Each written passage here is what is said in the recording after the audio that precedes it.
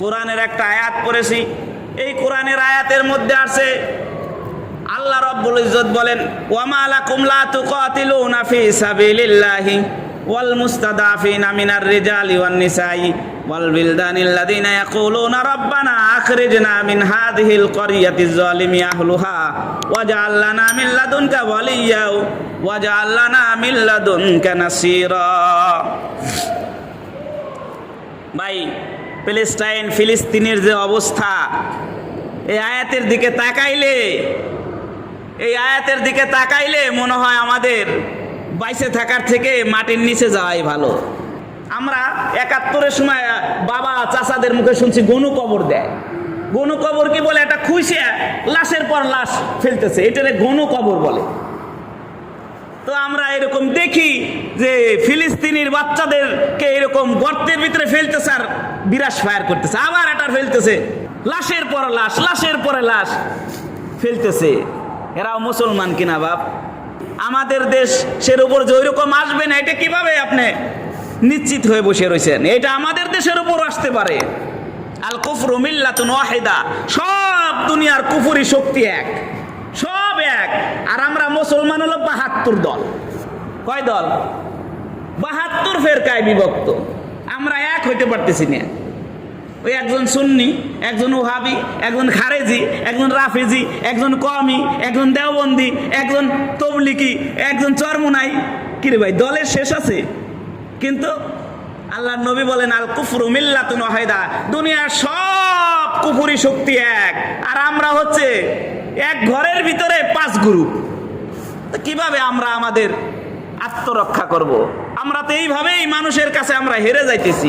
বিশ্বের মধ্যে প্রায় ২,০০০ কোটি মুসলমান আছে, কই মানুষের তো এরকম সারা শব্দ নাই।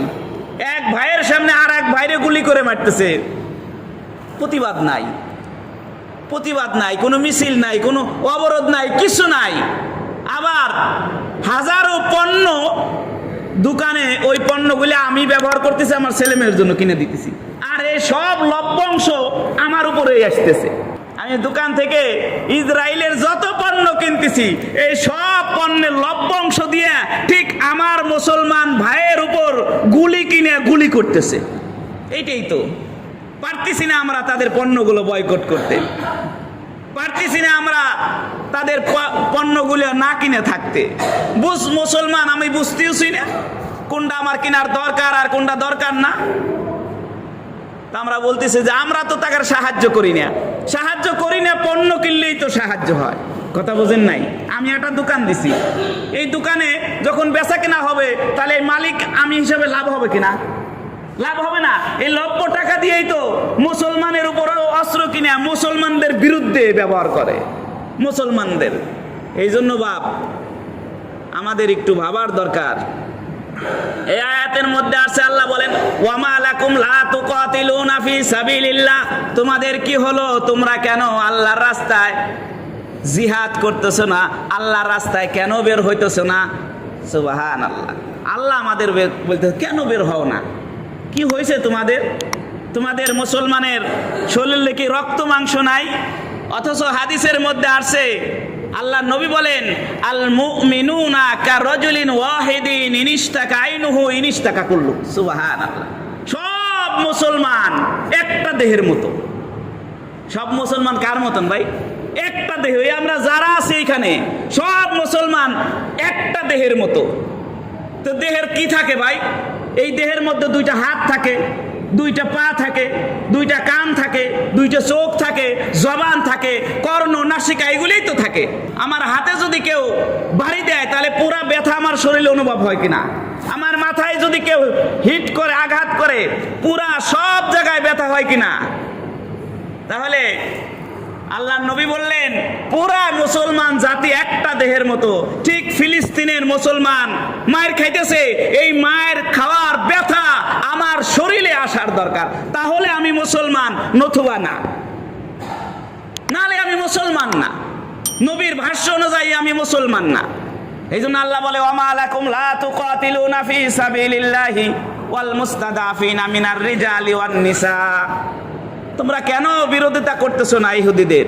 অথচ ফিলিস্তিনের মুসলমান, ফিলিস্তিনের নারী, ফিলিস্তিনের শিশু, ফিলিস্তিনের বৃদ্ধারা, যুবকেরা আত্মনাদ করতেছে, আল্লাহ আমাদের কাছে কোনো সাহায্যকারী পাঠান। সুবহানাল্লাহ।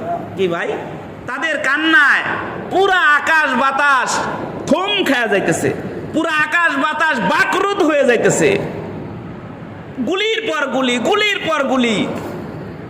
এই জন্য ভাই, একেবারে কিছু না করলে দোয়া তো করতে পারবো। এক মুসলমানের জন্য একজন লোক মারা গেছে, দোয়ার দরখাস্ত করেন আমাদের কাছে, কি করে কিনা? বলে হুজুর আমার বাবার জন্য একটু দোয়া করেন। তাহলে বোঝা গেল দোয়া করলে তার কবরে আসান হয়, এই জন্য এই দোয়ার জন্য আমার কাছে দরখাস্ত করে। আপনার কাছে বলে যে ভাই নামাজ পড়তে যাইতেছেন, আমার আব্বার জন্য একটু দোয়া করেন, আমার ছেলে লিবিয়া আটকা আছে, আমরা দোয়া চাই কিনা। বোঝা গেল দোয়ার দ্বারা আল্লাহ তাআলা কবুল করে তার কাজ আসান করে। এই জন্য কিছু না করা গেলে দোয়া তো করা যাবে, কি দোয়া করা যাবে না? যদি দোয়াও না করতে পারি, একটু প্রতিবাদও না করতে পারি, জবান দিয়ে কিছু বলতে না পারি, তার কিসের মুসলমান হইলাম আমি? কিসের মুসলমান হলাম? এই জন্য মোহতারাম ভাই আর দোস্ত, ঠিক মুসলমান দিনে দিনে দিনে দিনে আস্তে আস্তে নিস্তেজ হয়ে যাইতেছে। কত বড় বড় রাষ্ট্র, কত বড় বড় রাষ্ট্র, কত শক্তি সামর্থ্য, কত কত কিছু, কিন্তু কেউ এতটা সোচ্চার হইতেছে না। যার যার অবস্থান থেকে চুপ, যাও কেউ কিছু বলে এরপরে অন্যরা এর বিরোধিতা করে।